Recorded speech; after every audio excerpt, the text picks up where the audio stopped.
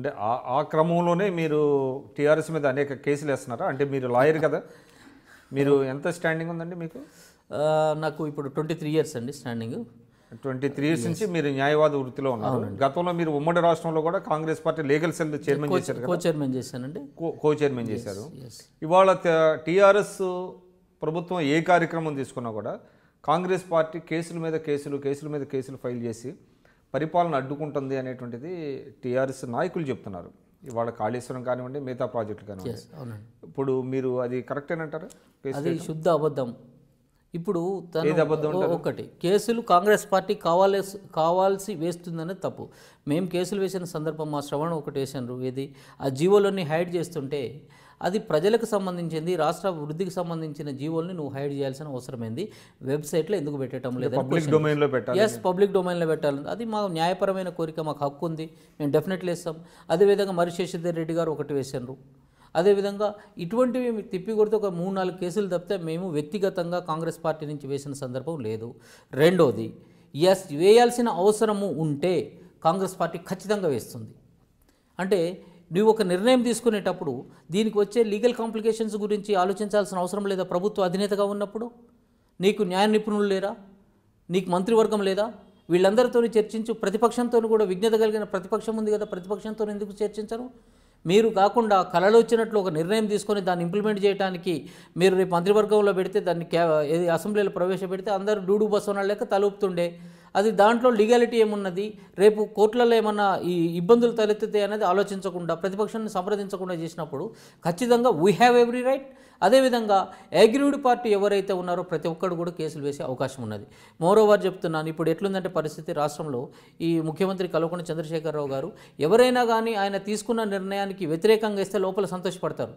అమ్మ ఇదేదో చేద్దాం అనుకున్నాం కానీ మన దగ్గర ఆర్థిక ఫైనాన్షియల్ సపోర్ట్ లేదు, అయినా ఒకడు కేసు వేసిండు ఆపేసిండు అని చెప్పి ఆ వ్యక్తిని కాంగ్రెస్ పార్టీకి ఆపాదించి, కాంగ్రెస్ వాళ్ళు చూడు నేను ఏదో చేస్తుంటే వీళ్ళు కేసులు వేసి అడ్డం పడుతున్నారు అని చెప్పేసి, అంటే కేసు వేసిన ప్రతి వాళ్ళని కాంగ్రెస్ వాళ్ళుగా నేమ్ చేస్తూ మా అకౌంట్లో కలుపుతున్నారు. కాకపోతే మేమేమంటున్నామంటే ఆ అందరు వ్యక్తులు మా వాళ్ళు కాదు. ఎందుకంటే ఇండిపెండెంట్గా మేము భవిష్యత్తులో ఖచ్చితంగా వి విల్ ప్రూవ్.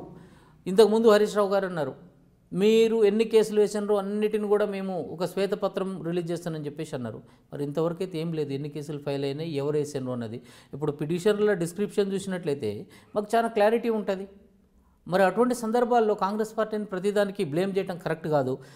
అదేవిధంగా నీవు ఎవడైనా కేసు వేస్తాడు అని చెప్పేసి దాన్ని దృష్టిలో పెట్టుకొని మాత్రమే నిర్ణయాలు తీసుకోవాలి. కేసులు కూడా అంటే కోర్టులు కూడా తప్పు పట్టని విధంగా నిర్ణయాలు ఉండాలి. దాన్ని దృష్టిలో పెట్టుకోవాలనంటే న్యాయ నిపుణులతో చర్చించాలి. చర్చించిన తర్వాత అప్పుడు చట్టాల గురించి చేయాలి. దానికి ముందల ఒక డ్రాఫ్ట్ బిల్ ఏదైనా ఉంటే ఆ డ్రాఫ్ట్ బిల్లును ప్రతిపక్షానికి ఇచ్చేసి దీంట్లో ఏమైనా తప్పులు ఉన్నాయనంటే మా వైపు నుంచి ప్రతిపక్షంగా సహకరించడం కోసము మేము కూడా డెఫినెట్లీ సపోర్ట్ చేస్తాం. మీరు చెప్పేది ప్రతి జీవోని ముందుగా న్యాయశాఖకు పంపించి న్యాయ నిపుణుల సలహా తీసుకోవాలి. న్యాయ నిపుణులు మీరు అంటే గవర్నమెంట్లో న్యాయశాఖ ఉంటుంది, న్యాయశాఖ లీగల్ స్క్రూటినీకి నిలబడే విధంగా రూపొందించాలంటే ఖచ్చితంగా అడ్వకేట్ జనరల్ ఉంటారండి. ఆయన పిలిస్తే వస్తారు. ఇంతకుముందు అయితే అడ్వకేట్ జనరల్కి ఎప్పుడు చరిత్ర లేని విధంగా పక్కనే ఛాంబర్ పెట్టుకున్నాడు. మరి ఆ అడ్వకేట్ జనరల్ మన సెక్రటేరియట్లో టీఆర్ఎస్ వచ్చిన తర్వాత, అవును గతంలో లేదండి, అంతకుముందు లేదు.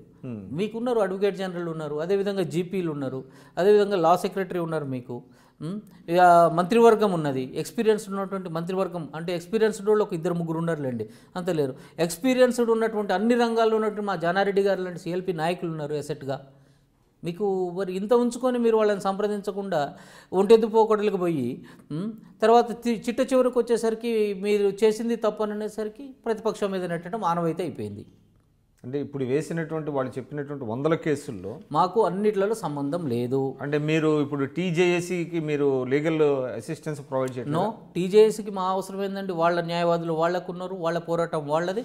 కాకపోతే ఇందాక చెప్పినట్లు ప్రభుత్వం మీద ఏదైనా ఒక ప్రజల యొక్క ఇంట్రెస్ట్ని డిఫీట్ చేసేది ఏదైనా ఉందని అంటే దానికి టీజేఏసీ ఒకవేళ దాన్ని అబ్జెక్షన్ రేజ్ చేసినప్పుడు మేము కూడా ఆలోచన చేసి దానికి సపోర్ట్ చేస్తాం. అంతకు మించి వ్యక్తిగత ఏది ప్రతి ఇష్యూలో మేము పోవటం సపోర్ట్ చేయటం అట్లాంటిది ఏం లేదు. మీరు చూస్తున్నారు ఐ డ్రీమ్ న్యూస్ని. మీరు చూస్తున్నది ఐ డ్రీమ్ న్యూస్. అంటే కళలని నిజం చేస్తూ ప్రజలకి నిజాలని కళల ద్వారా తీసుకొచ్చే ఐ డ్రీమ్కి మై బెస్ట్ విషెస్. మీరు చూస్తున్నది ఐ డ్రీమ్ న్యూస్. మీరు చూస్తున్నారు I dream channel. For more videos please subscribe iDream. మరిన్ని వీడియోల కోసం iDreamని సబ్స్క్రైబ్ చేయండి. Please subscribe iDream. And I'm very much satisfied with the way interview went on. Kindly subscribe to iDream. For more videos, subscribe to iDream. And loads of fun entertainment and content. Do watch iDream.